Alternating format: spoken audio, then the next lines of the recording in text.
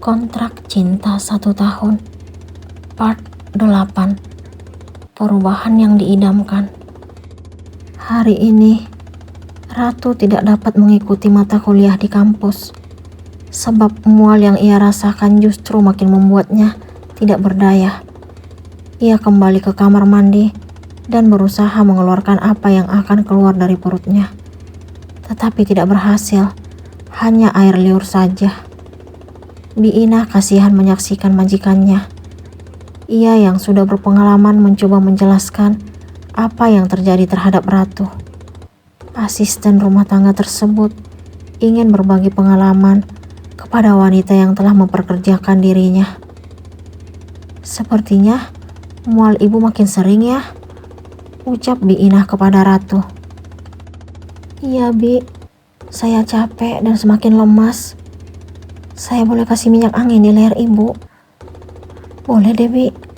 Ratu beranjak dari kamar mandi, lalu mereka menuju ruang TV. Kalau menurut pengalaman saya, sepertinya ini bukan mual biasa Bu. Biina mulai berbicara sesuai dengan apa yang pernah ia rasakan dulu. Ia sambil memberikan pijatan di leher sang majikan. Maksudnya apa Bi? Tanya Ratu penasaran. Menurut pengalaman yang sudah beberapa kali saya rasakan, waktu masih muda, sepertinya ibu sedang hamil. Biina berhasil mengutarakan apa yang ada dalam pikirannya. Yang benar Bi, Ratu bahagia mendengar penjelasan asisten rumah tangganya itu. Iya Bu, untuk lebih memastikan benar tidaknya, ibu coba cek menggunakan alat tes kehamilan. Nanti saya bantu beli di apotek terdekat. Biina memberikan saran kepada Ratu. Mau deh Bi. Kalau dipikir-pikir, mungkin ada benarnya Bi. Karena sepertinya sudah 2 bulan lamanya saya tidak haid. Menurut saya, ini sudah pasti Bu. Semoga ya Bi. Saya minta doanya. Iya Bu, pasti saya doakan yang terbaik. Terima kasih Bi. Pijatannya enak. Rasa mualnya mulai reda. Saya istirahat dulu ya Bi. Saya coba bawa tiduran supaya nggak mual lagi. Ratu menikmati pijatan yang Biina berikan. Baik Bu, saya juga masih banyak pekerjaan yang harus diselesaikan. Biina menghentikan pijatan pada majikannya, lalu beranjak meninggalkan ruang TV. Kemudian kembali melakukan tugasnya sebagai asisten rumah tangga. Kini, Ratu berbaring di sofa ruang TV. Ia mencoba memejamkan mata agar lupa dengan mual yang ia rasakan. Senyum kebahagiaan mengembang di sudut bibirnya. Ia sangat berharap bahwa apa yang Biina katakan akan menjadi kenyataan. Ia berpikir, jika memang benar dirinya kini sedang mengandung, tidak menutup kemungkinan kalau Revan akan membatalkan perjanjian yang telah mereka sepakati. Ia berharap adanya keajaiban dalam rumah tangga mereka.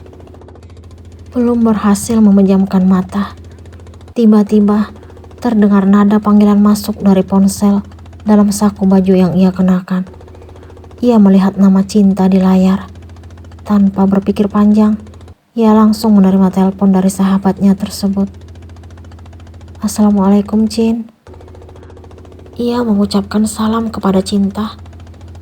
Waalaikumsalam Rat. Balasan salam dari seberang. Ada apa? Tanya Ratu. Suara kamu lemas banget Rat. Kamu kenapa? Sakit? Cinta menyadari perubahan suara sahabatnya itu. Aku gak enak badan nih, makanya gak berangkat ke kampus. Ratu memberikan alasan. Pantas aku tunggu-tunggu dari tadi gak muncul-muncul. Kamu sakit apa? Aku lemas dan mual-mual. Jangan-jangan. Cinta menjeda kalimat yang ingin ia ucapkan. Jangan-jangan apa? Ratu ingin mendengar jawaban sahabatnya. Kamu hamil. Tebak Cinta dengan yakin. Amin. Semoga beneran ya Cin. Aku minta doanya. Aku akan selalu mendoakan yang terbaik untukmu. Ya udah, kamu istirahat aja. Assalamualaikum. Cinta mengakhiri pembicaraan. Waalaikumsalam. Ratu pun menutup telepon. Hari ini, Ratu mendengar dua pendapat dan tebakan yang sama dari orang-orang terdekatnya. Ia sangat berharap agar apa yang Bi Inah dan Cinta katakan menjadi kenyataan. Ia tidak sabar ingin segera mengetahui jawaban sebenarnya atas apa yang ia rasakan saat ini. Tidak terasa waktu berlalu dan kini menunjukkan pukul 1:05 WIB siang. Ratu sangat terkejut karena sudah beberapa jam memejamkan mata di ruang TV. Ia memanggil Bi Inah karena ingin meminta bantuan untuk membelikan alat tes kehamilan. Bi Inah, Ratu memanggil nama asisten rumah tangga tersebut, tetapi tidak ada jawaban. Ia mencoba memanggil dengan suara lebih keras. Bi Inah.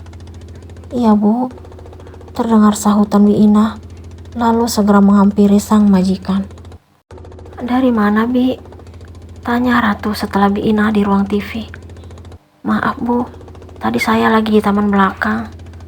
Oh, pantas Bibi gak dengar. Iya Bu, maaf. Ibu butuh sesuatu? Tanya Bi Inah kepada Ratu. Saya minta tolong Bibi belikan alat tes kehamilan sekarang. Tapi kalau Bibi masih sibuk, nanti aja gak apa-apa. Itu sudah saya beli Bu.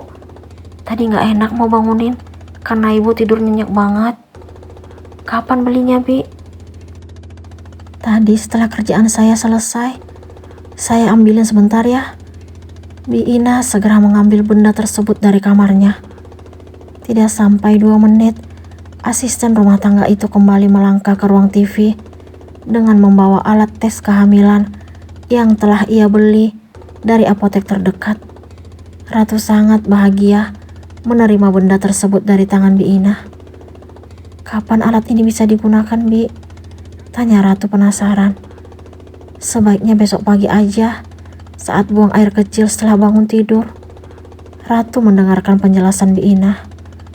Terima kasih Bi, saya simpan ya. Baik Bu, semoga hasilnya positif. Amin. Amin. Terima kasih doanya Bi. Oh ya, Ibu mau makan apa? Tanya Bi Inah kepada Ratu. Saya lagi gak selera makan Bi, pengennya tidur aja, bawaannya ngantuk. Ya udah, nanti kalau Ibu butuh sesuatu, langsung panggil aja. Silahkan istirahatnya dilanjutkan. Saya permisi ke belakang. Iya Bi. Bi Inah pun melangkah menuju arah belakang. Ratu sangat bersyukur memiliki asisten rumah tangga seperti Bi Inah. Baginya, wanita parubaya tersebut sudah dianggap seperti keluarga sendiri. Ratu dengan yakin mengakui kalau Bi Inah adalah seseorang yang pantas disayangi karena selalu menunjukkan sikap baik kepada dirinya dan Revan. Pekerjaannya juga sangat pantas diacungi jempol karena telaten dan cekatan. Sekarang Ratu kembali memejamkan mata karena rasa kantuk yang tidak tertahankan. Menurutnya, tidur adalah salah satu cara agar tidak merasakan mual yang kini membuatnya makin lemas. Akhirnya, ia kembali menjelajahi alam mimpi hingga menjelang sore hari. Ratu tidak menyadari kalau Revan telah kembali dari kantor dan mendapati dirinya yang masih terlelap di ruang TV. Revan menghampirinya. Laki-laki itu tidak tahu kenapa perasaan yang ia miliki terhadap Ratu akhir-akhir ini berbeda dari sebelumnya.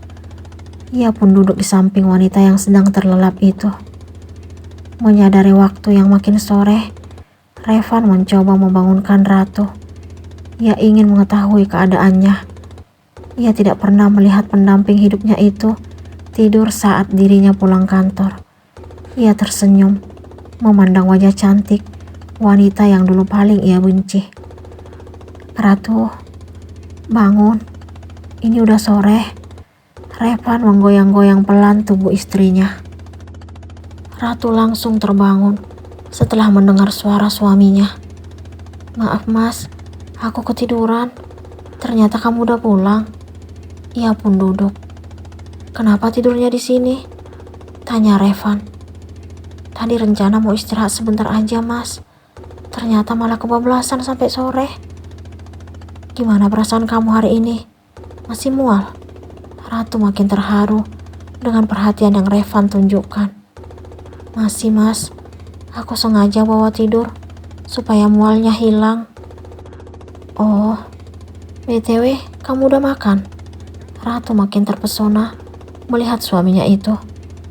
Gak selera mas, nanti aja kalau udah lapar. Walaupun hanya sedikit, harus tetap makan. Nanti masuk angin dan makin mual. Terima kasih atas perhatian kamu mas, aku terharu. Ya udah, sekarang istirahat di kamar aja. Aku bantu kamu jalan ke kamar. Revan segera membantu Ratu berdiri, lalu memapahnya. Namun, karena Revan membawanya tidak mengarah ke kamar tamu, Ratu pun menghentikan langkahnya. Kok kamu bawa aku ke arah kamar kamu, mas? Tanya Ratu penasaran. Nanti kalau kamu tidur sendiri, siapa yang ngurus kalau tiba-tiba makin lemas seperti sekarang ini? Tapi aku gak mau kalau kamu harus tidur di sofa karena aku janji tidur di ranjang. Sepasang suami istri itu kembali melangkah menuju kamar mereka. Ratu sangat bangga dan bersyukur melihat perubahan Revan. Ia makin yakin kalau pernikahan yang mereka jalani saat ini akan tetap baik-baik saja. Apakah harapan itu akan menjadi kenyataan? Apakah Revan benar-benar telah menerima Ratu sebagai pendamping hidupnya?